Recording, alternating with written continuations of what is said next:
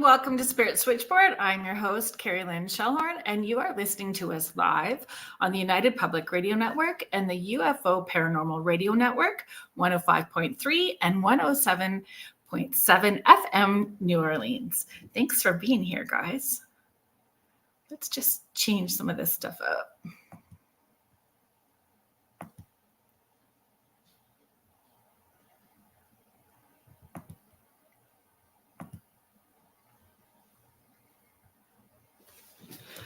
So our guest is running just a few minutes late. So you guys are we're gonna hang out for a little bit.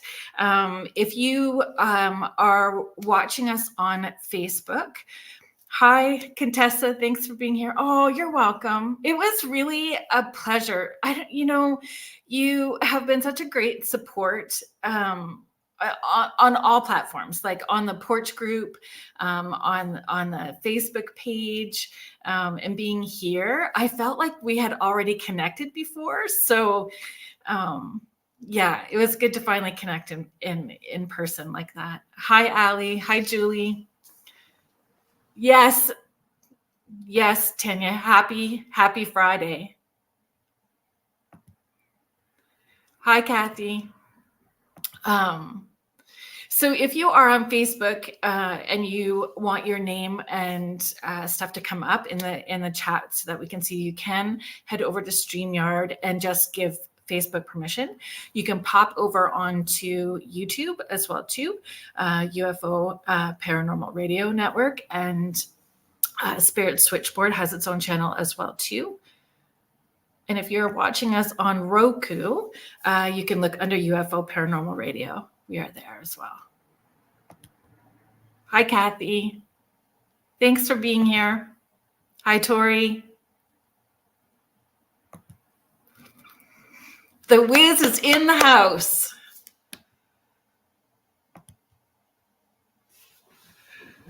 Hi, Jocelyn. Hi, Sue. Thanks for being here, everyone. Tonight,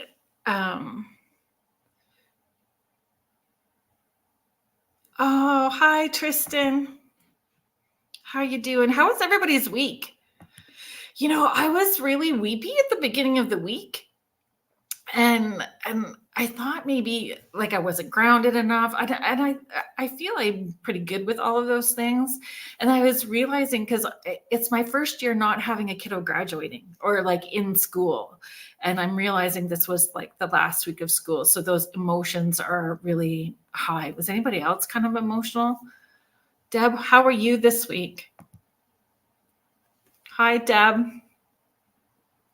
So if you guys are new to the show, my friend Deborah Hackett-Jones, she is a medical intuitive and sensitive. She is brilliant at her job and the things that she offers for people and her clients.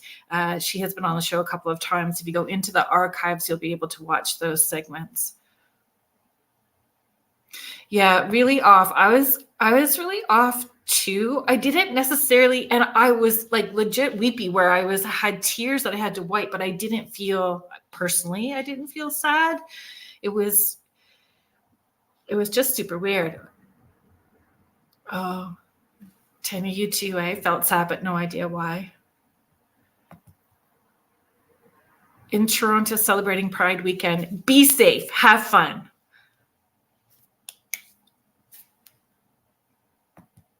I hope it's a great weekend. The weather's supposed to be raining tomorrow, so I hope that shifts and changes. Yeah, for sure. But do you know what, Deb? I kind of feel like we say that all the time. I kind of feel like we say that every week. That there's lots of shifts going on, and I realize that, and is it planetary? Is it that so many people are coming into their self-awareness? People are purging their stuff. Is it not being transmuted back into love, and it's just being dumped into the collective consciousness? I don't know. Lots. Is it lots? Kathy, you too, in a very emotional week. And we're moving into a long weekend as well too. And I find like the energy gets pretty wonky leading up to leading up to long weekends as well. Everyone feels like panic mode, right? And panic shop. So I avoid at all costs. Hi, Joanne. I'm glad that you made it.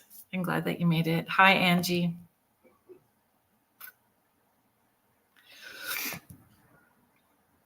Yeah, and it's emotional, right? Tristan's just saying, yes, I've been feeling very heavy this past week too. Well, agreed. Agreed. A lot of Deb is just sharing there's a lot of chaos going on. Hi, Nicole.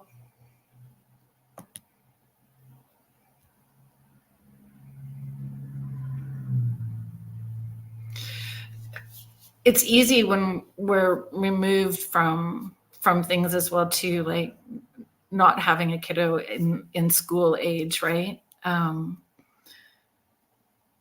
But that change and the change of season, which didn't really dawn on me either, the adjustment to the change of season as well too, and how that would affect emotionally.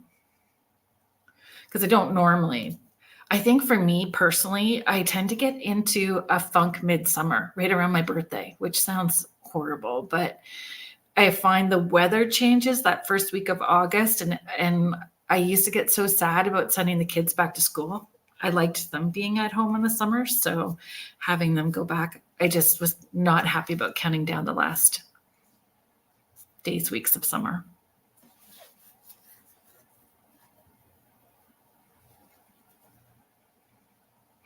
Exactly. Deb is sharing, staying centered and grounded, acknowledge your feelings and try to let them go. I agree. And then when I was working, I know that it still horrifies everybody, but I just put that big crystal bowl underneath my desk with water and salts to ground while I was working, because that was helpful too. But I was using the tuning forks. I was standing outside on the grass quite a bit this week as well too, just trying to ground it all.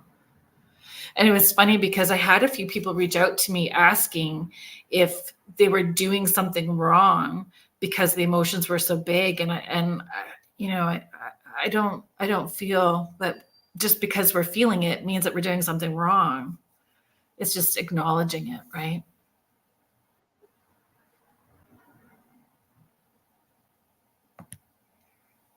Hi, Delilah.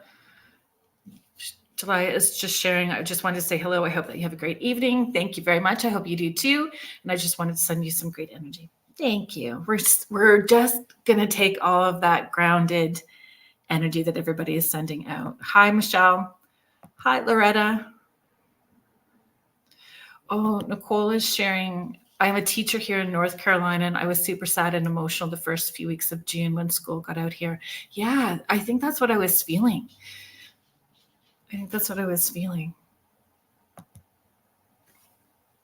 And admittedly, I don't always handle those sad feelings really well, because sometimes I'll just do a little bit of emotional eating. And I know that it's awful and I have to work on it, but sometimes I still have a slippery slope there. I have graduated to not storing chocolate in my desk though. So there is some positive to that. Deb is just sharing. It's also vibrational frequencies that are changing. Always come from heart space. Thanks, Deb. So I would like to, we're just going to switch this up for a second. Take a second. I'm just going to tell you about the guest that I have on. I was like super excited because I feel like I'm going to have to harness all of that grounded energy that everybody is sending, that I don't go sideways with this, because I feel like I could talk to this guest that's coming on for like hours and hours. We might have to have her back. I was really nervous about it all day, thinking about it actually, because my squirrel brain was going sideways and I kept writing and writing and writing. Way more than we can do in 2 hours. But I'm super excited to share that Martha Hazzard Decker is the guest today. And for many, many reasons, I was excited about this. So I'm going to read you guys her bio so that I do her justice, because her journey is fascinating, and what she does is brilliant. And I'm so grateful that she chose to say yes to come on Spirit Switchboard. So Martha Decker has been involved in investigating the paranormal actively since 1999. She's the founder of East Texas Paranormal. Her experience includes investigating private homes, commercial businesses, historical sites, and public locations. Decker has a professional experience as an investigator, writer, and photographer, retiring in 2007 from law enforcement as the Assistant Chief of Police and Detective. She worked for the state of Texas as a child death investigator for 7 years after leaving law enforcement until she retired from that position in 2014. Currently, she's a process server with a private investigator specializing in cases involving children and missing persons. As a child, Decker experienced a number of unexplained occurrences which triggered her longtime interest into the unknown. She often presents during speaking engagements how to use common law enforcement techniques and apply them to paranormal interviews and investigations, including how to interview children. Decker is producing a show that has women over 50 doing what younger people do. I don't know, we're going to have to talk about age. We'll have to talk about age. Investigating various phenomena, wandering through the woods after Bigfoot, and more. They're the GIs. Oh my gosh, I just love this so much, Martha. AKA Granny Investigations. This may involve paranormal, UFOs, history, myths, oddities, Bigfoot, and mystery. Her book, Paranormal Profiling, was published in 2014 and is a basic on how to interview potential clients and witnesses. In 1995, Decker received a first place award from the Associated Press for specialty reporting while working as a journalist for the Cedar Creek Pilot. Decker has articles on numerous internet websites, e-zines, and writes for theexaminer.com. She has over 20 years of investigation experience ranging from criminal to civil, with some journalistic thrown in as well. In the mid-'80s, she produced and directed several television shows, including Ray Wylie Hubbard Live at Dallas Palace. Decker has spent over 10 years as a volunteer firefighter and rescue scuba diver. Like, that resume is something impressive. Well, and obviously I sent you an old one. Yes, but that's okay. Because you can update it now. Yeah, because the G's are kind of on hold right now. But, you know, a bunch of us got together and we were thinking, oh, you on TV, you can be, if you're male, you can be fat, you can have beards down to your knees, you can be toothless, you can be all this stuff and have TV show. So it's true. It's true. I was pretty grateful though, because I had a local cable show, and they didn't, because it was community programming. I didn't have to worry about my weight. I didn't have to worry about any of that stuff. But outside of the community programming, there was my weight, you know, so the color of my hair, my age. Yeah. Well, you know, that was it when cable first came to the Dallas area, and I lived, in a suburb of Dallas. That's when I did the Ray Wylie Hubbard show, and back then they called it the Q van, but it's the remote van. Right. So I'm in my early 30s, and I've got over $1 million worth of stuff I'm responsible for. And when we did that, I had 3 cameras, I had a crew of 12. And then I had that van out there, and I was the first person in the Dallas area to produce a show using all that stuff. And it turned out really, really good. That's amazing. And it showed down in Austin back then too. Then I did some other shows. I did a talk show type thing, and several others, because I would do the producing, the editing, the directing, sometimes the camera. I did a little bit of everything with that. And but that was because of my early beginnings at 18 shooting rock concerts in Tennessee and Memphis. That's wild. But that's a whole nother story. And I've got another book besides that one. I've got my, Haunted Hill House where spirits speak. Yes. And, And I'd love to so, talk about that more too after. right. And then in addition to that, I am also a field investigator for MUFON. And it wasn't quite 10 years with the fire department. That was one fire department. I was just on a fire department with the city that I had retired from in law enforcement. I was there for about a year and a half or so. And they're just far enough away that it's like, I've done all this. I don't need to do it again. Well, it's impressive. Everything that you've done. There's so much experience that and knowledge and wisdom that you can share if people are willing to listen. Yeah, we just call me, the female George Plimpton. If anybody knows who he is anymore. That's okay. We don't need him. We just need you. Right. We just go with that. The very first online radio show that I had was 17 years ago, and it was based out of Tyler, Texas.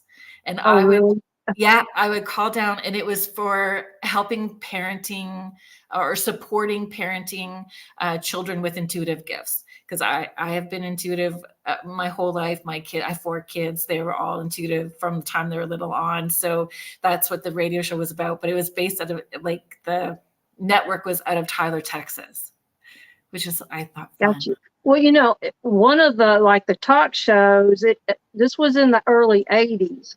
And I titled it, "Why Are We Killing Our Children?" Because I did it on car seats. That was before you had to have car seats. Yeah. And I interviewed doctors. I went out to Toys R Us and we did a thing with car seats and just a little bit of everything. You really have. What kind of experiences did you have as a child? Paranormal experiences. Yeah. Probably the first one, I was somewhere around 4, a little bit after 4, between 4 and 5. And I don't know if that one, I always looked at it as paranormal, but talking to some of my knowledgeable UFO friends, it may have been more of an alien experience versus a paranormal experience. But that's when it started. And then it's just periodically things have, happened around me, my whole life. It's not a constant. It wasn't a constant. Well, the empath was a constant. I just didn't know what it was for a long time. Right. And if you didn't have people around you using those words or talking about those things, I find for a lot of people, especially women, it sort of ignites back up in that mid-30s, close to 40. Well, I had it all the time as far as being the empath. I didn't realize. And as a teenager, there were no mentors for me up in Memphis, Tennessee. I didn't know anybody except for the girl I ran around with in my last couple of years of high school. Yeah. Because she was sensitive too. And we would, of course, back in teenagers, we did the Ouija board. We followed all the instructions, thankfully. But, but we didn't know it. Board. Do you agree with the spirit board now as an adult with the knowledge that you have had? Well, to me, using that is no different than using an obelisk, a recorder, or all of those different tools that you see them, use and that everybody uses. They're all the same. They should all be opened and closed. I agree. 100% I agree. They're all the same. Just go by different names, Sometimes it's a radio. Sometimes it's it might be an SB7. It might be a recorder. It might be a Ouija board. It might be a spirit board. They all work the same way. Yeah, I agree. At least that's how I feel. Yeah. Yeah. I see it the same way too. And we're not going to stop people from trying any of those things. So we need to take the time to educate people as much as possible, like Right. open and close. And here's the potential things that can go sideways. And if you're not Right. able to do it, then you have somebody with you that does. And don't just open up. Is anybody there? Is anything there? Leave it wide open, speak your intention to keep it to where not any old Joe comes through and then you can't get rid of Joe. Yeah, if you don't know how, for sure. Right. Thank you, Catherine, for sharing us out, and thanks for being here. I was thinking too, when I was preparing for this, even starting as a photographer, like that was where you started. All of those skills and your eye and your perspective, and then moving into policing and being a detective, all of that stuff, even firefighting, like you're honing all of those observational skills so much that it would feel like a natural, slip into looking at the paranormal and seeing things from a left brain as well as the right brain. And at one point I go, what can I do where I can apply all these skills that I have? And that's where law enforcement came in. As far as the people skills in their interviews, I was in journalism for quite a while, but that can be applied to other interviews. So everything I know was just going, but I had more than I could use in journalism. Right. So, I was working for the newspaper and I was reserving, which, in Texas, a reserve is the same as a paid officer. It's just you're not paid. It's volunteer work. And that's the only difference. And pretty soon after that, I went on full time with the police department. And how long did you work in the police department? Because you retired assistant chief. Right. Yeah. I was with that department for 15 years. Wow. Went from reserve almost to sergeant within a year, I'd say, or so. Fairly quickly, I went to sergeant. And then I stayed that way until, I don't know, until I was assistant chief. So when did the paranormal investigation start? Well, I say since 99, but really I've been doing them off and on for over 30 years. So when I retired from police department, in the area, because I live in the area where I work, and some people knew about it when I worked in law enforcement, but it wasn't until I retired from that I started a team and went from there where, it was more open, because being in East Texas and you're working felony cases, you don't necessarily want the defense attorney. You don't want to turn into like they were doing with Stormy Daniels with Trump's, where they were making fun of her, but I see dead people. I can talk to dead people, so we kind of kept it quiet. Yes. But so that was the question I was going to ask next. Like, in this 30-year span, how have you seen it shifted? Has social media helped or hindered? Do you find it's more like the involvement of it where there's more acceptance? There's more accepted, there's more out in the open. There's a lot more officers or people from law enforcement that I know personally, and I know there's a lot of others who are in and a little more open about it now than there was. Yeah. There's just so many shows out there. Paranormal's been around for, over 1,000 years. And when you think of it as a big business, it's been, even as a business, it's been probably a few hundred years or so, or 1,000 years, when you think about it. It's not going anywhere. It just continues to evolve. Well, and I think it's no different than anything else. There are people who do this with their own agenda and intention that may not be above board, and those that have a different agenda and intention in being of service. And what their intention isn't always being of service for other people. That's true. I've talked to a lot of younger people. They don't read books. They don't go to conferences. They don't listen to podcasts. And that's one of my recommendations. If somebody comes and asks me, what should I do to learn more? It's read, go to a conference, listen to, all the stuff that's out there, and I tell them, don't go watch paranormal show on TV to learn what to do, because most of those are entertainment. Yeah. And edited, like, you don't get that much. Even for the cable show that I had, they would film a session that would be an hour and a half long, and it's whittled down to a 12-minute segment. Like, right. You're only seeing what they're editing out, what they want you to see. So, it's not exactly a depiction of what an investigation may be. So I found that a lot of people who are younger, they see the shows, they go on the show, they base their training on the shows.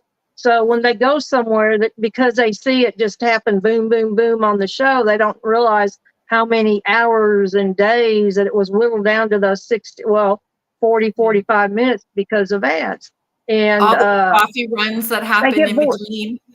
Yeah, I know. And they get, so they expect something to happen immediately, and then they get bored, and they say, "Oh, there's nothing here," but you have to use patience.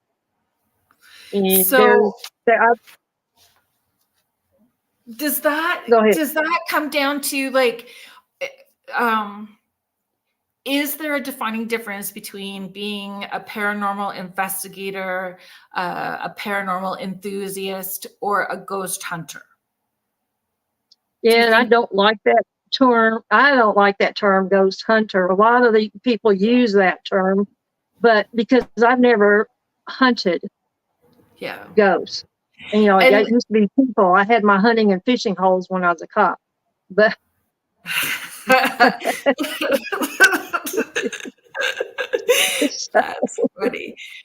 That's funny. On the woo-woo end of that, for me too, like, I would do these events, and there are places in Ontario that I refuse to go to again, because I know what comes up consistently when I'm working, and I don't want to have anything to do with it when I have to go into those areas. So I don't go anymore. So I avoid those fishing holes.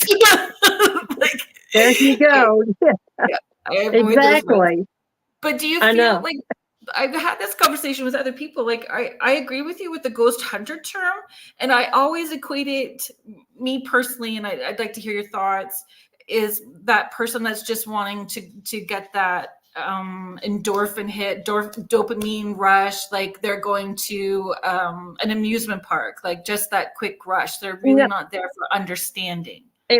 There's a lot of people like that. They form teams. They'll go to commercial locations, and that's all fine and good. But some of them will go to private homes. I still do private investigations for, with people with their homes or with their businesses. And you will probably never really ever see any of that on, anything public. I don't put it on my website. Is just kind of there, and I really haven't done a lot with it in a while, but it's there for information. Yeah. And that's pretty much how I do that. I have had to go into, I don't know how many homes, because somebody has come into their home, and if there's activity, they stirred it up and left. They never contacted the people, like, this is what we found. Or if there's something that does come up, they go, oh, we don't do that, or they bring in these kind of psychics, that's just a friend of a friend of a friend who's really not gifted. Well, even there are some psychics that have that ability, but they're outside of their wheelhouse. Then it's okay. Like, just take accountability and go, it's outside of my wheelhouse, so I'll help you. It's when they leave them with no help that drives me insane. Yeah. Well, the ones I'm talking about, they go to the houses and they got nothing. No more psychic than a pig is. Oh. And they come in and they tell them it's a demon, and they scare the family so bad and the children so bad, and then they leave. Yeah, that's and I've gone to, I can't tell you how many houses I've had to go, or even just talk to them on the phone. I wasn't thinking about stuff when I changed the name of the team to East Texas Paranormal. I wasn't thinking about Google and searches and how often I would come up using that name. And so somebody in East Texas looks for paranormal. I'm always right there on the front page. Right. And a lot of times I just talk to them on the phone, and I'm able to figure out what it is or give them suggestions or explain different things, and they're good. A lot of the times. And I think that's also a misconception about how much there is of, alleged hauntings or paranormal activity, or even, saying demons. It's just, you're going to see it on TV because it gets the ratings. It's not them saying that it's not happening, but not with the frequency that media would want you to believe. Right. And I have gone to places that, there's one house I actually was going to, I think for 3 years, it was about once a year, we would go over to that house, and the people came from New York, upstate New York. They brought something with them, but it wasn't necessarily anything that bad. They bought a little house, sight unseen, more or less, off of internet, but it was through a mortgage company. And that mortgage company, they ought to be like, that company should be no more, but they weren't able really to speak with attorneys to get some kind of suit going, because they didn't understand a lot of things. And all they did is they came in a car and they brought whatever fit in the car, and there's three or four kids, and then the parents. So they didn't bring a lot with them, and they got to that house. And when I got the call from them, and I started researching it, you go to the appraisal district, that house is not on that lot. So that is a house that doesn't fit with the neighborhood. It was moved in by somebody. And my first walk around it, when I was there to check on the outside and get a feel for the outside of the house, I could tell there had been a fire, because there was a little bit of soot that maybe I might not have caught had I not fought fires before. Right. And you could not get the attic. You could not get into the attic from that house. The people that had it when they fixed it, they didn't put an entry. And I told them from the first time I went there for 3 years, I told them, you need to cut a hole and get up in the attic. For your safety, if nothing else, you need to see what's going on. We finally did determine that there was something that was pretty heavy in the house, and it kind of came down to sell it or move, and move, because there was something that was original part of the house in this one room where the fireplace was, that it wasn't going anywhere. But finally, after 3 years, Dad opened up cut a hole to go in, and the neighbors had said there was a fire in the house, but they didn't really speak with their neighborhoods. It was really in a low income area, and their family did not fit in at all. It wasn't safe to play outside, wasn't safe to walk to the store, and they didn't have car. Dad was an over the road truck driver, so he had the vehicle. And so they would have to be in the house and just, it was a pretty sad when I first came, no TV, but they all had their, their phones and their tablets. and would use What those. changed? Did anything change when they made the hole up into the attic? Or did they Nothing discover changed. anything? Yes, everything was burned up there. All Oh, the wood, the trusses and everything were all burnt up there.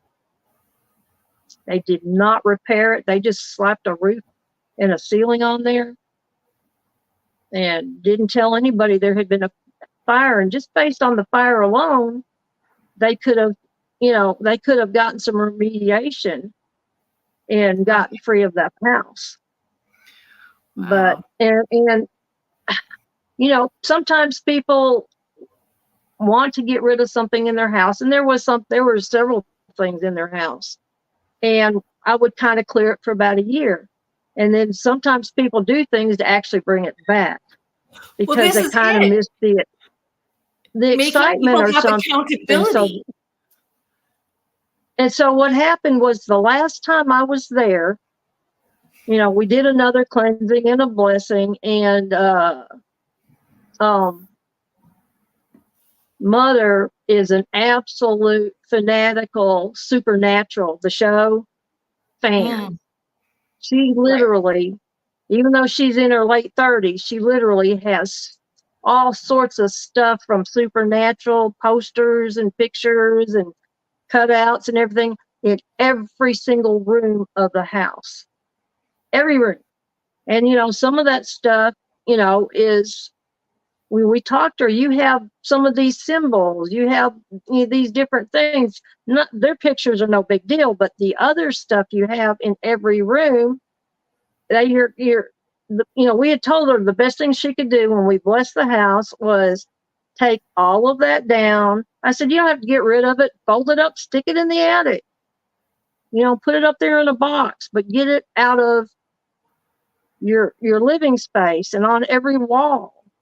Well, she didn't do that. I knew she wasn't going to do that, but I tried to explain to her.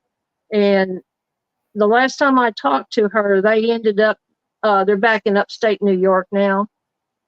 They went back and they just left the house. They couldn't find an attorney, but I don't think they could really articulate what happened and the whole chain of events, as far as the house and the fire and, that sort of stuff. So do you know if that house is still standing and other people are in it? Well, I don't know if other people are in it. The house is up in Palestine, which is, it's an hour and a half away. So, right. I probably won't be going past there to see, unless I happen to be in. Well, you know what? I will be in Palestine in September for a conference. I might just have to drive by. I'd like to hear, because it would matter the energy that the people are bringing into the space as well too, and how it interacts with you and the things that you're choosing, the things that you bring in, the stuff that you do. Exactly. They had something they brought with them, but it was very benign.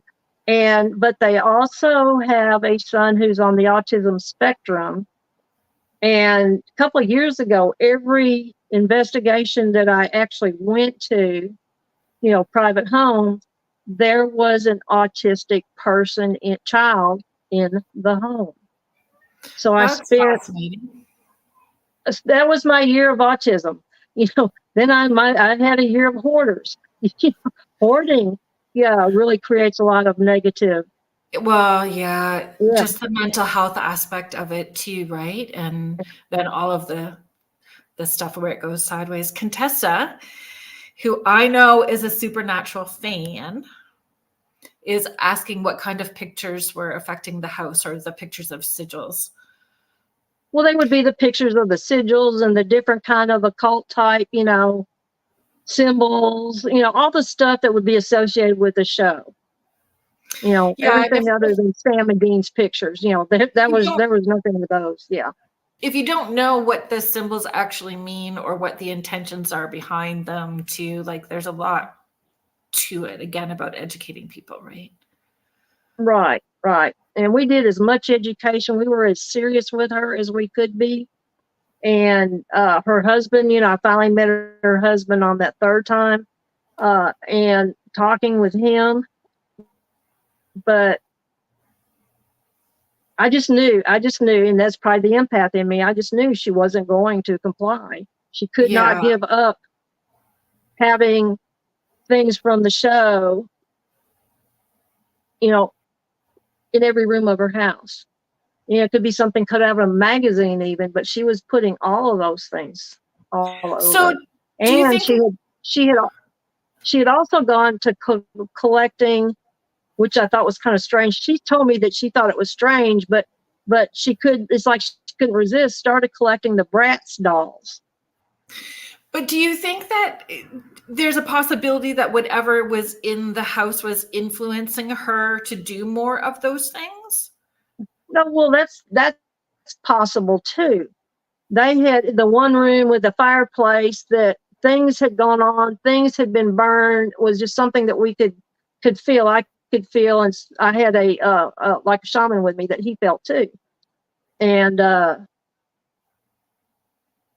their son, the one that was on the autism spectrum, and he's, you know, very high functioning, but when he was in the room, and it ended up becoming the master, but when he was in the room, the air conditioner was brand new, but in the winter, well, actually, it didn't matter when it was. All of a sudden, the temperature would start going higher and higher and higher. So in the winter, when the heat was on, it would be up in the high 80s. They would turn it off. They would reset it.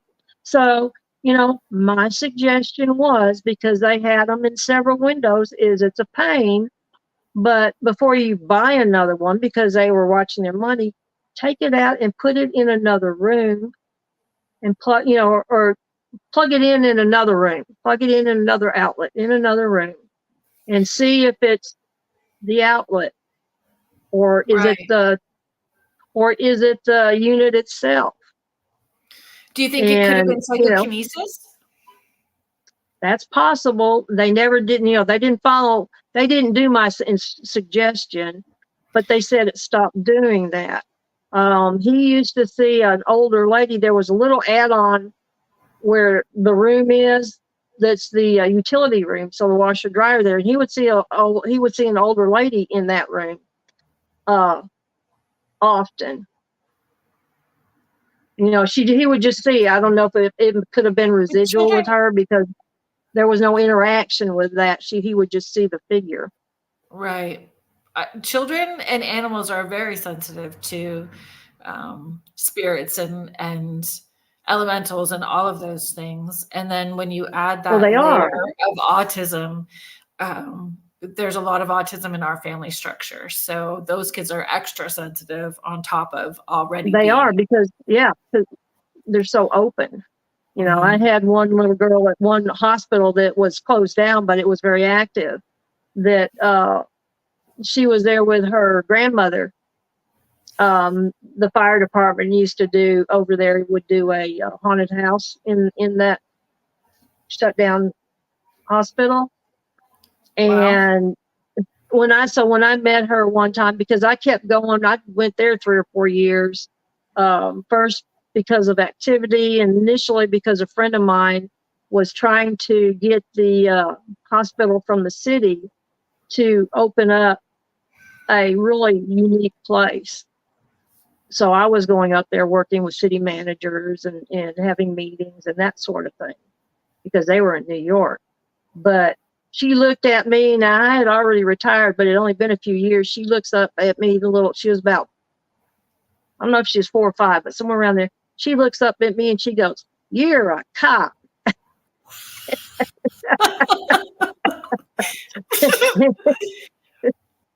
So it's like, well, I was, yes. Funny, how they pick up on the I love it. But I mean, I was always sensitive. My kids were sensitive. So that honesty, I would just wish we could carry it forward, just not Well, have I it. know. Yeah. My granddaughter's sensitive too. My granddaughter's 4. She calls me Queenie. Love it. It just makes me laugh. She's such a That's joy. cute. It's Yeah. uh it's a lot of fun. And I want her to know that these things are normal. Like that Mhm. that energy continues, right? After our physical body, that there's Right. things, elementals and Bigfoots and aliens, and we can have these conversations, right? Contessa Right. is sharing hospitals have a lot of spirit activity. Yes. I They do. agree. Absolutely. Hospitals and nursing homes. Yes. Tristan is sharing, I see a lot of spiritual activity when I was a child. It stopped once I got to my teens. And I think because we have to fit in. It's survival mode, you know. Right. And I Social think that's survival mode. for me, that's probably when it really started to pick up. Mm. Was in my teen years. Mine was pretty on par through my teen years too. A friend's father died during high school, and the whole time during the funeral, her dad was talking the whole time through the funeral, and I didn't tell anybody. I just wanted to get through it, like. Right. Because you grow. There was only 600 kids at our high school. It was kind of a small in the middle of nowhere, so you want to fit in. Yeah, well, there are 200 in mine. That's even smaller, but I love it. I would not change it. Rural is good. Like, rural is good. Well, that was back when every Catholic church had a school, and so I went to Catholic school from start to finish, which explains a lot of my weirdness. But but it was very different. Even hospitals, right? Like there was was there Catholic hospital and the Protestant hospital? There was that. Well, there still is. Yeah, there still is. Yeah. Interesting, eh? So I wrote this question down because I was, yeah, it was a thing. It was a conversation with a few people. So I just wanted to get your take on it. I wanted Martha Wisdom on this question. Okay. How important is reputation to a paranormal team? And does intention influence your reputation? Reputations are very important. I have worked very hard. Well, I haven't worked hard to stay out of the drama because there's drama in everything. I try to stay out of the drama. The For some people, it's their reputation. only creative outlet. I think. I know. And as far as the reputation, I try to be ethical. I try to, do the right thing. The reputation from other people within the community that know me, those that don't know me, it's important to me. It was the same thing when I was a cop. It was the same thing when I was a journalist. It's very important. When I came out to where I live now, I went out to a small community newspaper, and I noticed that nobody had their byline in the newspaper. And I asked, and I was coming from a larger Dallas area paper. And well, actually, I came from one I had been assistant editor of to the one out where I am now. And I asked them, why do you not have your bylines in here? And their reply was, because if something's wrong, I don't want them to know who wrote it, that I wrote it. They won't know who to complain about. So, but I said, well, I want mine on my articles, my photos, because I stand behind what I do. How do you important. not grow? Like, you don't grow. We're all going to make mistakes somewhere along the line, but then we grow.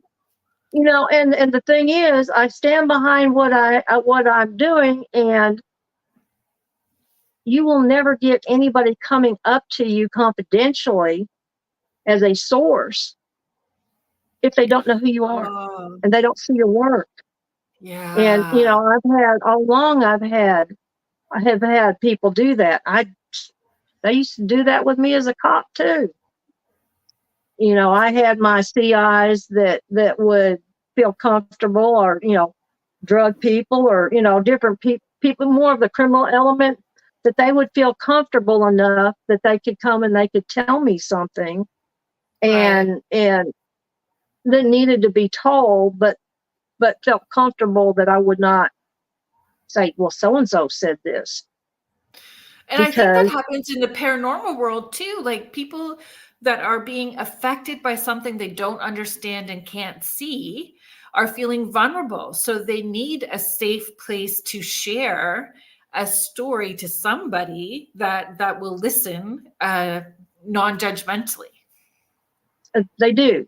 They do. When I talk about interviewing people, I talk about the fact that you need to leave your beliefs at the door. You need to leave your everything at the door. You need to go in with an open mind, unbiased, and get what you can. Put your phone down. Don't look at text messages and do all this when you're trying to interview somebody, Right. because it makes them feel like, you're too busy to talk to me, and I don't, and it makes them, where you want them to open up to you and tell you things, you're just shutting them up more. Yeah. Not present. I'm just going to respond to this really quickly, and then we're going to start in on paranormal profiling, if that's. I honestly gobbled that book up and then read it again, and I got it on the Kindle. Some books I like the paper feel, but on the Kindle, I can write notes. I got the Scribe, so I can write notes inside. I'm like, this is important. Right. Highlight this, send this to, like, there's little notes all the Well, way through it.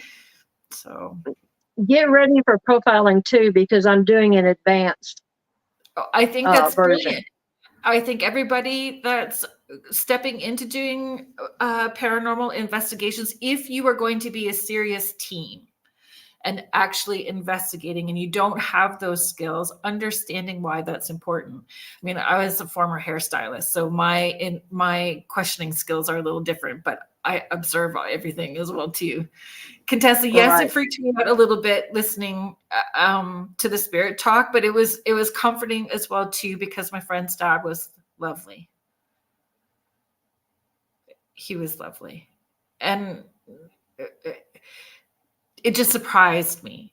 And I think it surprises me still, because people will ask me if spirits will come through right after they or pass, and that's a hot topic of conversation as well too, and they do. Sometimes they'll come through before they actually pass over, because they're in that in-between space, right? Especially if they're heavily medicated. So there's that. Yes. So paranormal profiling, what urged you? Where was the, okay, this needs to happen? I find a lot of authors look around going, has anybody done this? Because has anybody done this? This really needs to be done. Well, nobody's done it, so I guess it's going to be me.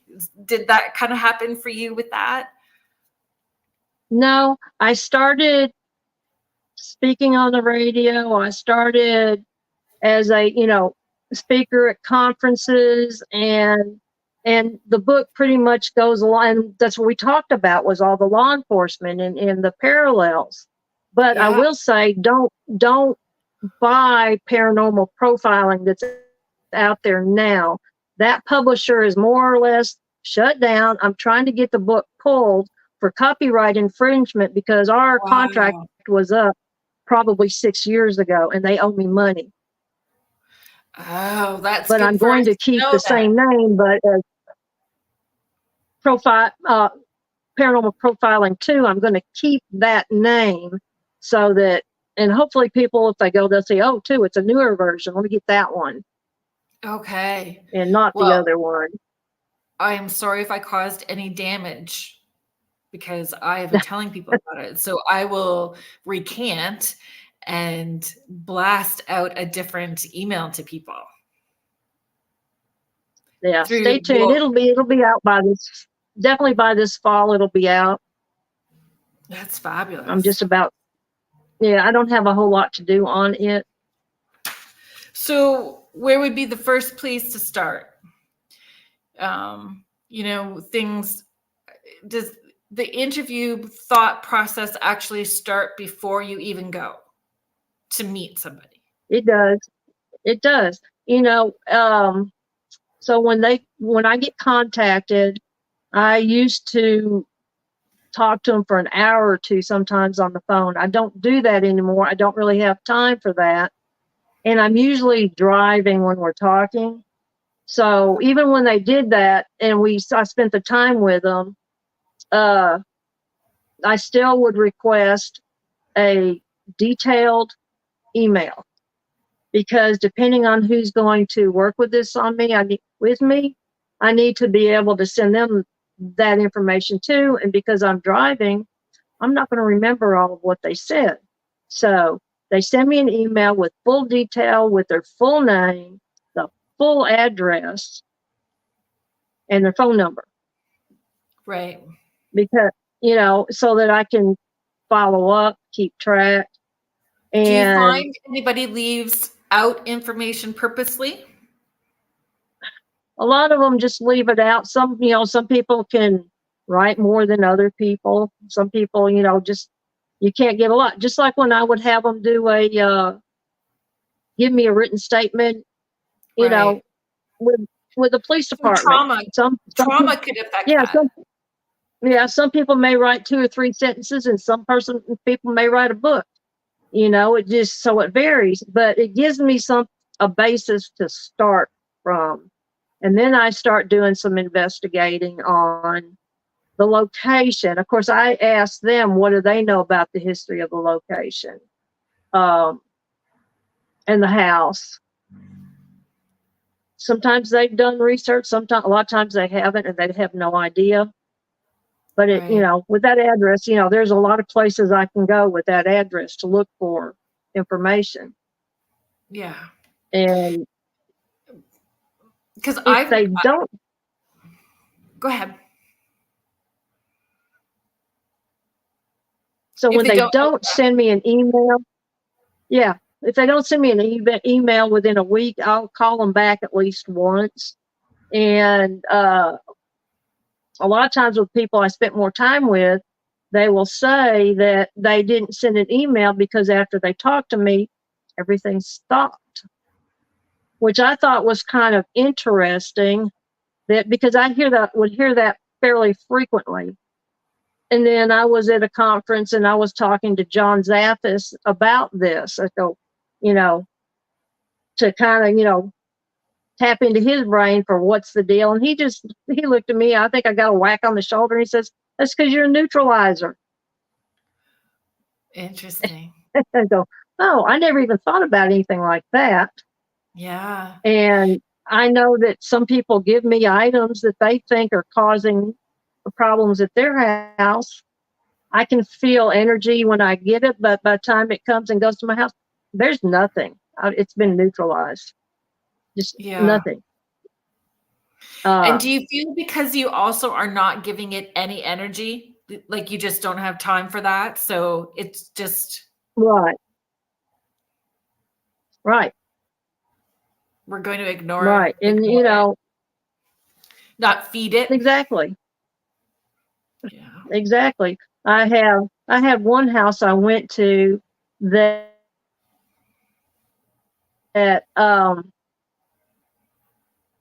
the land turned out to be an area, and I'm not sure, they were somewhere within like Palestine, Tyler, somewhere within, that area of East Texas, and I can't remember exactly where, but it turned out that the land had been where their house was, and the house had been 2 houses at least had been moved to that area, but at one point it was land that the gypsies, we're talking 100 years ago or so, when they were passing through East Texas, it was an encampment. And they used to be able to wander around and find things. Pardon? Right. For traveling families? Yeah. And they all of them in the family are actually fairly well. I don't know about mother, but the rest of them are. The kids are sensitive. Dad is from Venezuela, and he's psychic. But they would all see. Well, maybe mother was too, because they used to see 2 little girls with brown hair, in dresses, running and playing. Almost every day they would see them outside running and playing. And they had some of them bought the land and they didn't have access to all the land anymore, the current people.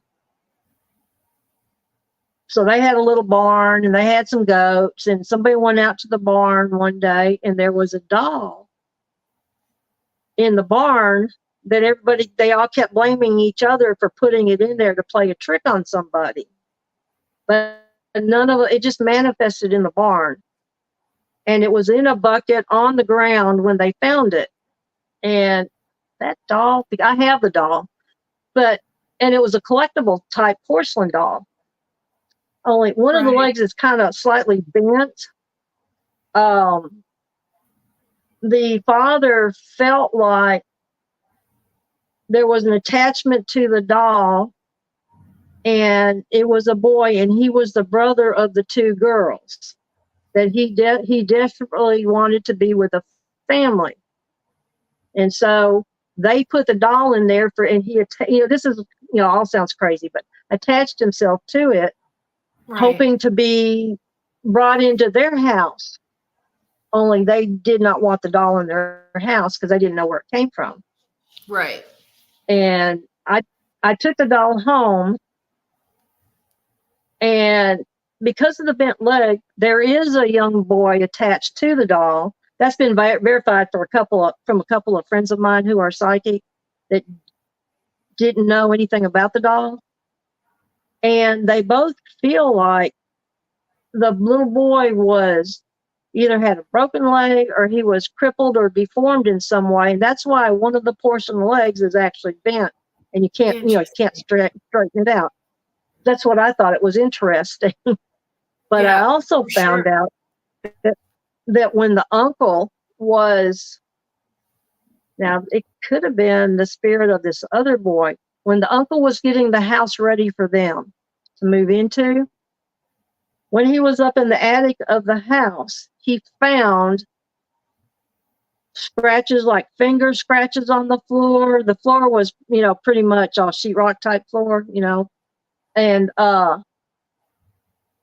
he found some coloring books. He found a chain with some shackles or handcuffs attached that was bolted into the floor. Oh, that's really not good. No, that's really no. And of course, he got rid of everything. And my thing is like, oh, if you had only made a phone call, maybe there was some DNA up there. Maybe there was something that could have, led to a missing child. Yeah. So I don't investigate the things that they give me when I bring them home. So I don't know if the little boy with a doll is the little boy that was in chains, or if it's the little boy whose sisters run around and play. Right. I just have had enough people tell me that there's a boy to it that didn't know anything about that. It's like, okay, there must be a little boy attached. So what kind of questions would you encourage people to start with? And how important are waivers? And explain what a waiver would be. Okay, a waiver is, because I have one, and it's protection for the investigators. It's protection for the family. You have them sign the waiver. Initially, for some people don't care who knows about it. Some people don't mind if you share stuff, but not the location or the people. Some want none of it shown. And it's just between the team and the people. And it's very important that you keep that trust, or, you might get sued. I know of teams that, through the years have been sued because I have let everything out there. So just one of the things, you need your waiver, your release of liability, which, they won't, sue you. You won't sue them. Somebody gets hurt, and all that. It's very, very important if you're going to do an investigation to have that and have it signed, and you get a copy and they get a copy. Yeah. And, it's like laying out the terms. Very basic. laying out What the terms. It's like laying out the terms. exactly? And Exactly. And it puts in there, uh, yeah, you may want to go somewhere that is kind of a public place, but you're not, they don't, they don't have teams there. They don't hold events, but you might want to go to this place. And in those, it's, we're responsible if we, cause problems or cause damage. We know we're responsible for that. Um, we're going to be here X amount of hours. This is pretty much what we're going to use equipment wise. And, that's it, laying out all the terms of everything. I added It keeps everybody on the safe waiver that that way.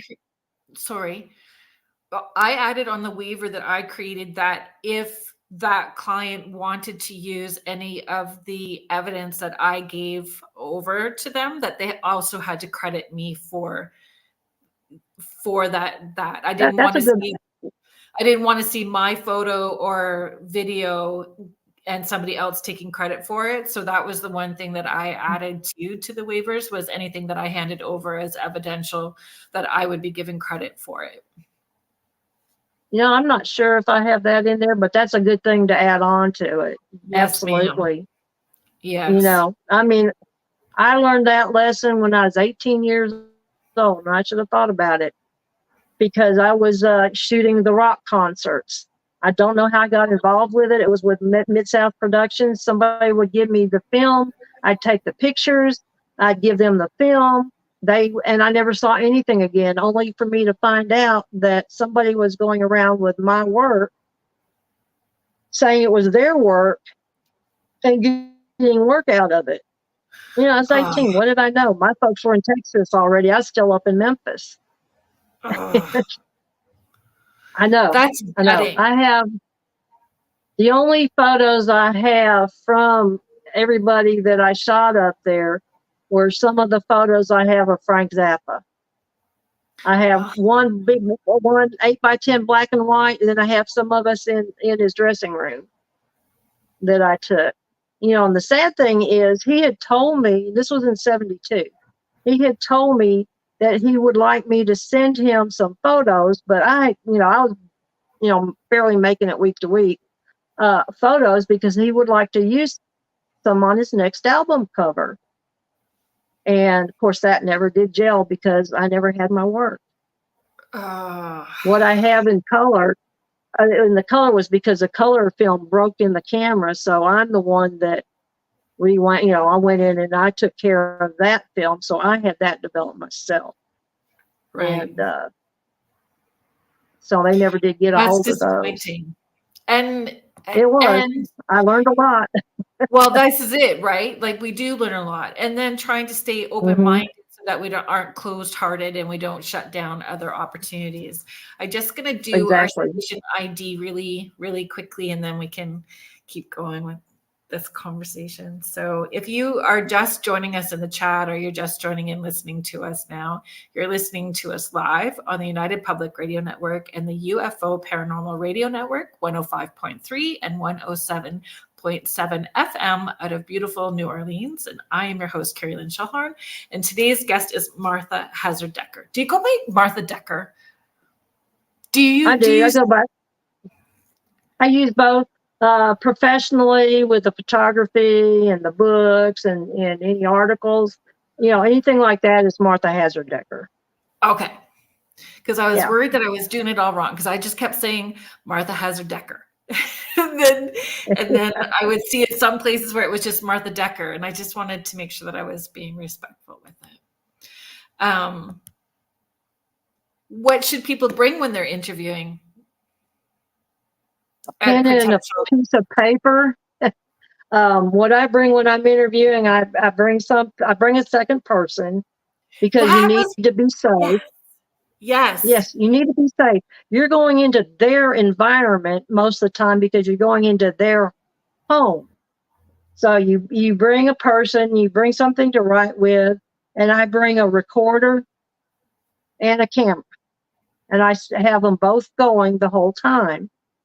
And I have the other person taking notes. And I asked them, I do this with my law enforcement stuff. This is how you should do your interview, or when you interview, you ask them to tell you what happened. Just start the beginning and tell me what happened. And then when they stop, well, then what happened? And you don't break into their train of thought until they are complete. Then you go back and ask your questions. You ask to clarify. Say somebody says, "Oh, it's a mean spirit." Oh, well, you go back. What do you mean by mean spirit? Right. And they say, "Well, they cuss." Well, what kind of, you break it all down to explain, what do you mean by that? They were happy. Well, what do you mean by happy? What did they do? So anytime when it's a generalized statement like that, you go in and you get the definition from them to know what they exactly mean. Because otherwise, for example, I was getting gas in the patrol car one day, and this lady comes up to me, older lady, and she tells me about something that she saw that was suspicious, but she didn't. A lot of people don't want to call the police and bother them. And they go, well, but that's their job, is to go out for the suspicious people. And so I'm asking for a description from her. And she says, well, they were young. And in my mind, they're young. I'm thinking late teens, maybe early 20s. So I go, well, what do you mean by young? About how old? And she looks at me, she goes, in their 50s. Thank you. That wasn't young to me. That was older.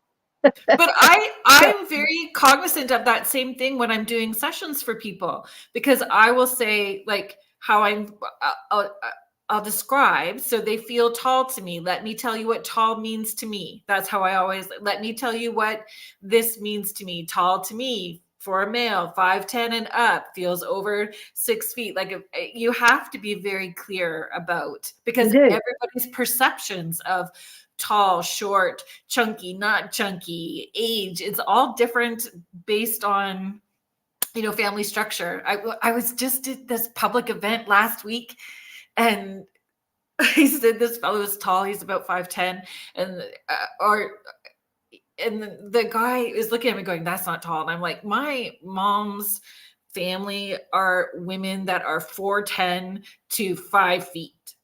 So 5'10", and I would have said that's average. Yeah, I wouldn't have said 5'10" was tall either. It's usually 6 foot or more. Yeah. Yes. So that's so important. Digging deeper. Yeah, and the other thing is, if they have a TV on, even if it's muted, turn it off. Have them turn it off, because they're going to end up focusing on that TV when you're trying to interview them, even though there's no sound. So kind of eliminate the distractions if you can. Right. And we have to ask uncomfortable conversations in order to understand the whole thing. Absolutely. I tell them, half the time I'm asking them questions, I feel like I'm booking them into jail, because I'm asking the same questions. And you want to know. And you have you to need do all it that with information dignity too, right? Like, not to be intrusive and no judgment. But that comes back to the reputation and your intention, like really letting them feel safe and vulnerable. Yeah, you have, that's it exactly. You have to be that way. Unfortunately, I know some people who gave trust to somebody, and they had some real serious cases, and so they gave some very personal information out, and a few of my, just a few of friends, not very many, but there's a couple people I know, the investigator or the whoever was working with them got mad at them for some reason, and then they start posting all of their personal information. They'll throw out the emails and everything. That's why another reason why that waiver for them to sign is important Yeah. too. Yeah. Just for that reason. Lori It's another form Demarest of is just protection for them. sharing. Sorry, Martha. I just want you to see that I am not the only person that thinks you are fascinating. So Lori Demarest is just commenting, Martha Hazzard Decker, you are fascinating. I agree. Well, thank you. Thank you. I agree. I'm just old enough to have a lot of stories. So well, it's the life experience that you have that I find fascinating. Just all of it, and how it does lean into paranormal investigating in such a beautiful, seamless way for you to have that perspective. And then I personally feel anybody that is in any type of emergency services, policing, firefighting, nursing, people don't want to use the term intuitive, but it is intuitive. Gut feeling is intuitive, and that it gets absolutely is. the more that you do the job. And I mean, I had a very strong, gut sense, and when I was in law enforcement, but it was much more than that.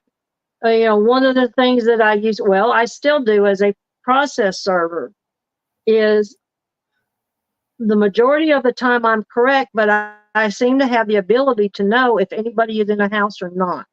Is it empty or is someone in there? And I used to use that in law enforcement if I got a call for an open window, open door. And if I were to get there first and have a few seconds before anybody else came, because I'm going to have backup with something open. Right. The only way I can explain it, or the best way I could explain it, is like you send out sonar like a bat, and it goes out and around the house. And if somebody just tried to call. If it hits on something, it comes back, and I've never had it wrong saying that there was somebody there. I've had a couple of hits and misses with, thinking nobody's there when they are there, but all of the times when it said they were there, they were there. Yeah. Yeah. And I would love to see the language, like the comfortableness of different language being accepted, right? Just having different, saying intuitive and being okay with using the word intuitive instead of gut feelings. Like, I would like people be more comfortable that way, because then I think they would take ownership of those intuitive senses and be able to build on them even more, right? Nicole is just sharing. Can I read this for you? Sorry. As a teacher of young children and being intuitive, this information is very relevant to me too. Very awesome.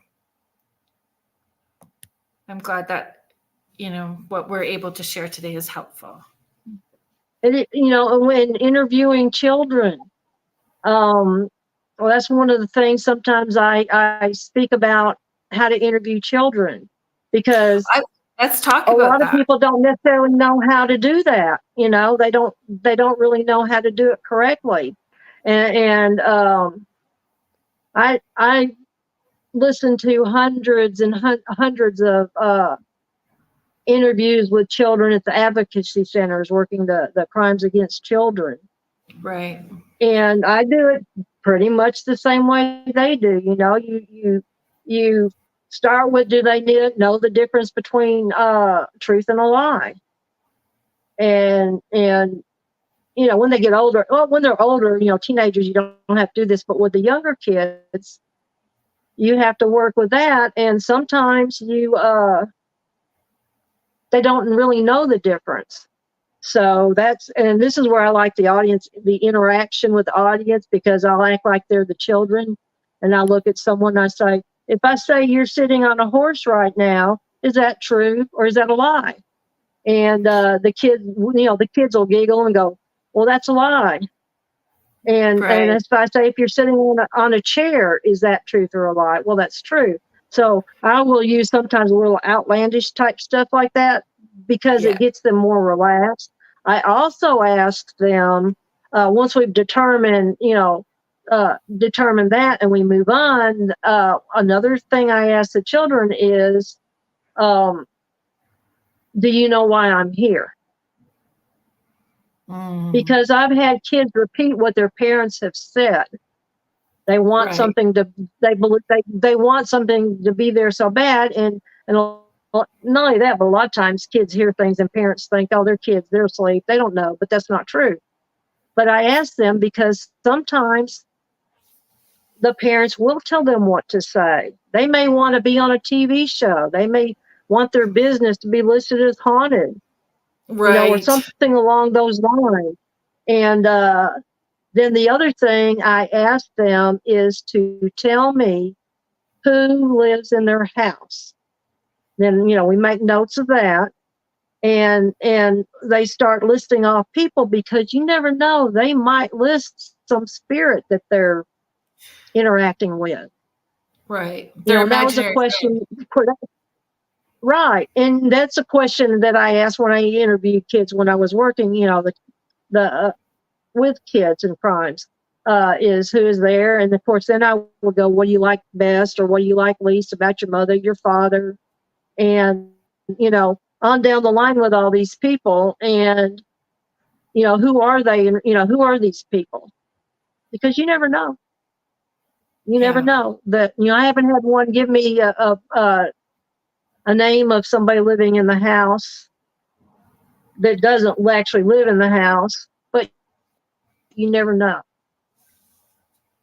And it's everything from do mental it all in health. a way they feel comfortable. Like, we have to think about mental health, and medication, addictions. We do, well, we do, but with the children too, the other thing is you need to ask an open-ended question, not a closed-ended question. It needs to be not a yes/no question, an open-ended one, where they will tell you something. And that's the same thing with them too, is you let them tell you their story, and then after you're done, you can go back. If he said they had a hat on, well, what kind of hat was it? Then you go get into the more specific things as well. Yeah. And so on and so forth.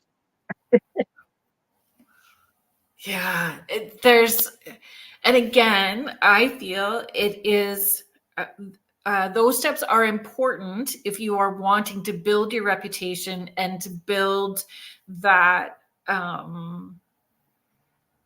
group. Like, if you're wanting to be an investigative group, as a group, you are setting out the guidelines of what your group represents and how you are going to work, and you lay a good foundation starting off this way and following through with it, right? Yeah.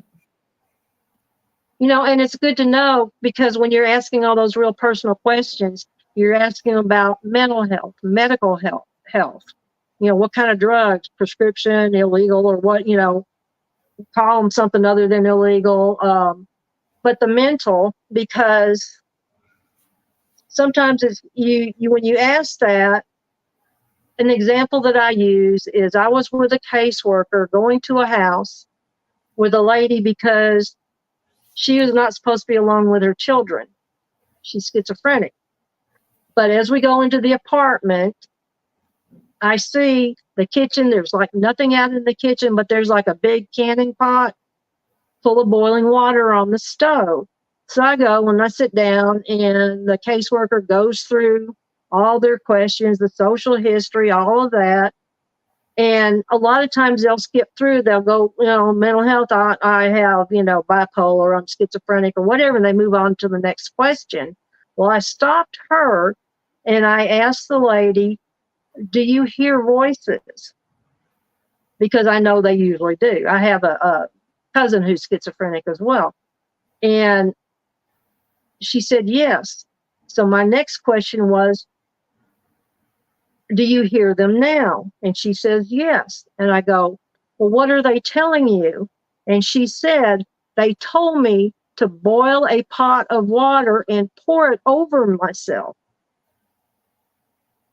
And that would have never been found out if you hadn't just delved in just a teeny bit further. So needless to say, that pot was poured out before we left. Right. And that's the Yeah, observational skills. exactly. Yeah, Like really yeah. paying attention to everything that's in the environment, and not just the environment, but how that person is looking or moving or fidgeting or any of Or those things. yeah, you look for the changes in demeanor. Even more so with children. Um, there's one guy in Texas that has called so many teams, and so many of us know each other, and we talk. Right. And he eventually got around to me. And what he was looking, now he is in and out of the hospital. He has severe mental issues. He wants a female investigator to come to his house alone for the demons in the house. He lives with his parents. He doesn't want his parents there. He doesn't want them to know. So again, that's where the safety in numbers comes in. You always take somebody. That's a whole lot of And red we flags right off the hop. That's a lot of Oh, red flags right I there. mean, they were popping up, and I just simply told them, I said, we do not go somewhere investigate without the permission of the owners. And that's how I put it to him. And he hadn't called in a few years, but he called off and on, every year or so. And I saved his number with something on there so I would know not to answer that phone. Right. Yeah, for sure. I mean, intuitively, you can pick up when there's something else that's going on as well, too, right? But Yeah. would you suggest that groups also have those crisis phone numbers, support line numbers, accessible and to hand out to Sure. clients as well, too? Yeah, I think that's a good idea. And I also tell them if they're dealing with children, there may come a day that they need to call CPS in whatever state they're in and make a report. And, a couple of times I thought I was going to have to do that, or we were going to have to do that until I got there. And it wasn't needed. It was kind of borderline. I had one, the daughter was 12. And when I talked to the mother on the phone, she sounded like the most hysterical, crazy person you ever talked to. And she'd tell me about something, and then I would reply, but at least it hasn't done this. And all of a sudden, here's pictures of a bruise, or it hasn't done this. And all of a sudden, there's a picture. So whatever I said, because we couldn't get to her till a few days later, when kids are involved, we usually get there faster. But everything that I said, trying to calm her and make her more comfortable, she would all of a sudden have happen. And I wasn't buying it at all. They even took 2 Bibles at one point and ripped pages out of them and tried to say they woke up and they were flung across the room.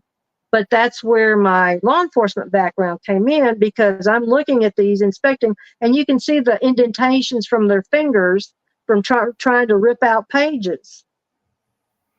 And yeah, that I remember reading that. I remember reading yeah, that one is in that book. Yes. Yeah. And she called me about a year later to come back to another town she'd moved. She just wanted out of her lease. There was nothing going on in the house. Funny, the things that people, and I don't have a whole lot of patience for that. Let me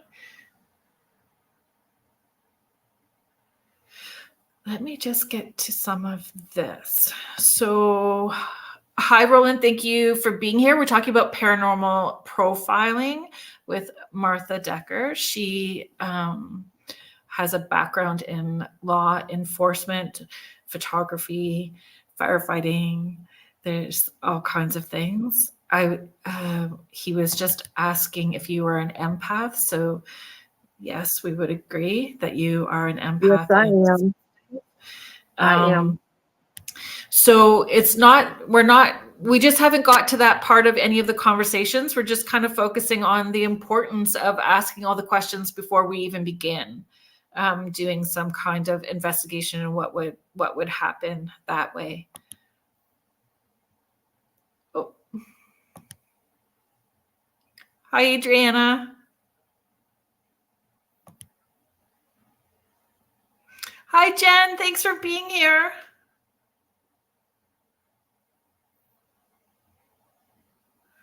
Oh, it's not that we're not talking about those things, Roland. So, you know, we just haven't got to that part. That's not the focus of the conversation today.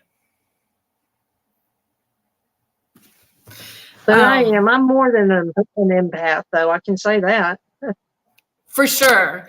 And I loved, I had saw a social media post where you were taking people to the Haunted Hill House in Mineral Wells, Texas, and doing the intuitive development or beginner psychic class in that home. And I audibly went woohoo, because I have done that. I've taught all day, and then I take them to a location, and it changes a class when you can immerse them in a space. Can you talk about what that? Well, first of all, let's talk about Haunted Hill House in Mineral Wells. Yes. Yeah, you know what, Roland, we're not here to read people or give messages today. So if this is not the kind of conversation for you, then, you know, you can keep scrolling by. Let's talk about Mineral Wells, Haunted Hill House. Okay. It's a fun place. Well, I follow them on social media, and the videos, there's just no denying that there's stuff that's going on in that space. It's very active.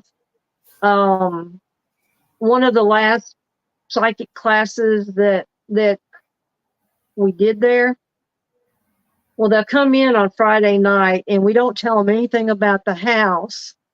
And I always ask if somebody's in the class who knows about the house, don't feed them any information so we can talk about it in the class. Right. But the last time the class, it's an all-day class, like 9 to 5.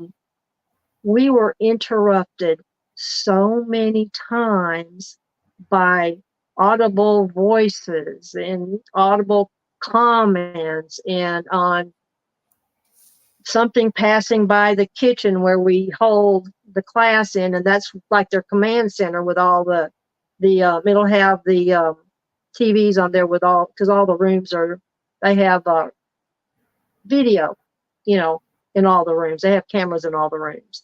They only have a few cameras that have mics on them, and those are their security cameras. The rest of them don't even have that. And it was funny because there were a couple times. There's one time, because there's a curtain that separates the kitchen from the hall, that a whole face pushed through on the curtain, and you could see a whole face. It's like they just, you know, stuck their face right into the curtain. That gives a whole new meaning to behind the veil or beyond the veil. Like that's like There just you go. Yes. So, yes. Totally does. So that was pretty good. Yeah. It really helps though. I would feel it would help with that discernment, like inside eye, inside ear, and really pushing those clairs forward, right? Like for you to engage. It does. So I have a friend who's gone to the house with me a couple times, and she's totally deaf in one ear. But when she's there and she hears something coming through in her deaf ear, she's like, now she's sensitive too. She's like, oh, oh no. Joanne? She only comes on a special occasion. So, but yeah, she has heard hisses or growls or different things, you know, in coming in from audible, that because I can hear it too. But she's hearing it through her deaf ear as well. So do you find that the spirits that are in that house, do they act differently or engage differently when it's a class or if it's an investigation? Because they are like, I've always encouraged people to treat them like living people. And it's their space, so you need to be respectful because you're intruding in their space. You know, absolutely, because, everything was living in some form or another at one time, and things and people come and go from the house. They're not always in the house. But there's always activity. And so much of what people get who rent the place for the night depends on their intentions. Yes. And their energy. And people don't get it. People want to lie about their intention, but your thoughts, words, and actions need to line up. And spirits know. If that's not all jiving, spirits will know. The people might get fooled, but the spirits are going to know, and they'll call you out.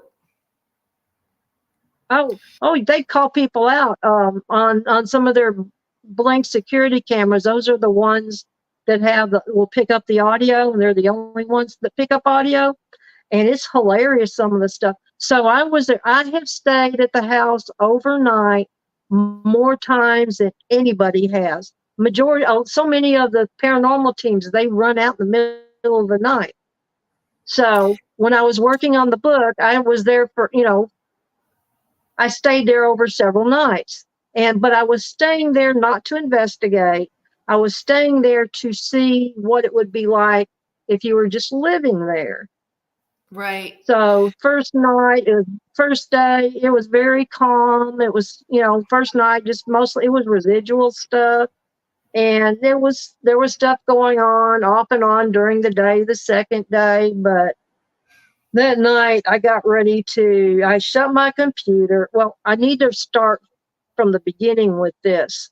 So Toby is the entity that's not used to be just upstairs in one room, but Toby is in all the house now at different times. So one of the times I was staying there by myself, when I was staying there, I don't remember if I was by myself when it happened, but I was, I was by myself in the room. But I woke up to Toby's hiss. And Toby's hiss is the same. It's kind of a metallic, almost sounds like the commercial spray things of deodorizer and stuff. It sounds a lot like that, but that's Toby. Right. So I woke up to that. I ignored it. I didn't open my eyes. I just went back to sleep. Didn't acknowledge. No big deal. So several months later, another time I was staying there, I went to bed. I usually will stay in the Axe room. That's just the room I like to stay in because I can get on one side. I can hear activity from upstairs, activity from inside the rest of the house in that room. Right. And I do hear. But as soon as I got in bed, I didn't even really have my eyes closed. I just kind of closed and laid down sort of. As soon as I did, Toby was there. And if I'd opened my eyes, if you could have seen it would have been like a nose to nose. It was that close with a hiss that should have had spittle and kind of wind. I just ignored it. I just rolled over like I didn't hear anything. And that was the end of that. So it was like a kid almost, for a little bit. Now it's a little bit, more advanced. And then when I was staying there working on the book, I shut everything down. I got ready to go. I was half asleep, get ready to get up. And I hear from upstairs the loudest. If you could combine a hiss, a growl, a yell, a roar, and everything else together into one, that's what came from upstairs, and it vibrated the walls. It was so loud. Right. Well, I say this is that kind of, Mom. So, Mom, that's That startled Wow. me a little bit, right? It startled me. I run up there to the curtain. I like sling that curtain. I look up there and I look up there upstairs and I go, well, I heard you, Toby. Well, what? What do you want? But I'm yelling that up there. So what? What's your point? Yeah. And I had just been talking to Kathy a few minutes earlier. So, the owner of the house, one of the owners of the house. So the adrenaline's pumping. I'm going to go sit outside for a few minutes and let it calm down. So I'm calling her as I'm unlocking and unhooking everything that was on the front door then. As I get her on the phone. So I had just walked past that security camera. While I'm talking to her, Sonny, her husband, tells her what he just got from the camera, because when I went by, it triggered it, right? Right. And what they picked up was they heard it. What came through on it that they picked up on the audio was, look, Toby made her turn red. He'll get her later. Is what they had on there. So that kind of unnerved them a little bit. And Ryan, who's the guy that comes in when someone wants an investigator, he and his mother live right around the corner. They called them and they came over and stayed with me a little bit because of the he'll get her later bit. Right. And poor Ryan was so sad because I wouldn't let him investigate. I didn't want to change the environment in the house. Right. I wanted to keep it like it had been. Yeah. And then the next morning, I see Joshua. Pretty much all the rooms are the same names that the previous owner had given them, the person they bought the house from. And I look on the camera and I noticed there was a door. Joshua's room is enclosed, but there's a door that you could crawl through and go around to the back by the fireplace and all the rest of the open attic over there by him, by that room. The door was open. That door can stay closed for months and it'll just open on its own. So I go up there, and as I go up there, when you hit the top of the stairs, there's another security camera. That's how we get some of the hilarious or I'll get some of the audio. Right. There's that one video when people come up. She got because pushed. It triggers it. Yeah. So, yeah. Sorry. So as I go up there and turn the corner to go to Joshua's room, I just look into Toby's room. And I go, Toby, did you do that last night? And then I went on into the room and shut the door, jumped around, banged around. It was shut, wasn't coming open. Went back downstairs and it was open. So, once I went back and rewound to the time that it did that. And I watched it a few times, but I also noticed now I'm the only one in the house. As I start watching the background. And as I walk into the room, several other shadows come into the room with me. And then when I turn to leave, I leave. And once I've turned the corner, they turn and follow me. Interesting. So that was pretty interesting. But Sonny got the answer to my question. Like as soon as I asked that, the answer came back, yep. When I'd asked, was that you, Toby? He said, yep. Yeah. It's like, so okay. funny. They really, to me, they are like those little kids, mom, and they're nattering at you, mom, mom, mom, mom, and you're not giving them any energy. Then it's like, mom, it's like that freak out thing is going to happen with them, right? Joanne, I did see that's this. Yeah. When you were asking, I was gonna say, yeah, that's how that was. The history of the house, you can find. It's Haunted Hill House. They're the Mineral Wells, Texas. They do have a Facebook page and you can follow along. And it's daily. They post videos daily. And just even with I know that I may get myself in trouble for using the word that I'm about to use because it's kind of salty, but the ass hats that show up just to go to the porch when they're not even allowed to be there. And those people have experiences and they're not even in the house. They'll get sick. Yeah. They'll get sick. They will get sick and throw up sometimes right before they even leave the property. Yeah, and it's all on their security cameras, all of that stuff. Like Yep. the voices that comes through. I find it interesting too, the camera that they have by the piano. Like, so the piano sounds that happen all the time are pretty interesting to me. That one video with the lady that fell Piano, and what? broke the banister. Yep. Well, one of the first few times I stayed in the house by myself, the piano was probably about 4 a.m. Someone like a little kid banging it, on the piano woke me up, and Yeah, I great. was listening to the bang, bang, bangs, and So talking to somebody that used to be in somebody's bedroom, the and piano? the piano was in the bedroom. Okay. Some people who lived there previously, and talking to this person, interviewing her. Um, she said she is the one that moved it because it kept waking her up. Interesting. There's just so much. Mm-hmm.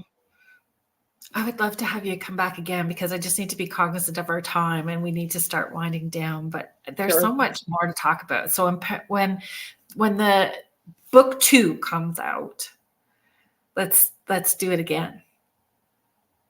I would love to. Sure. Anytime.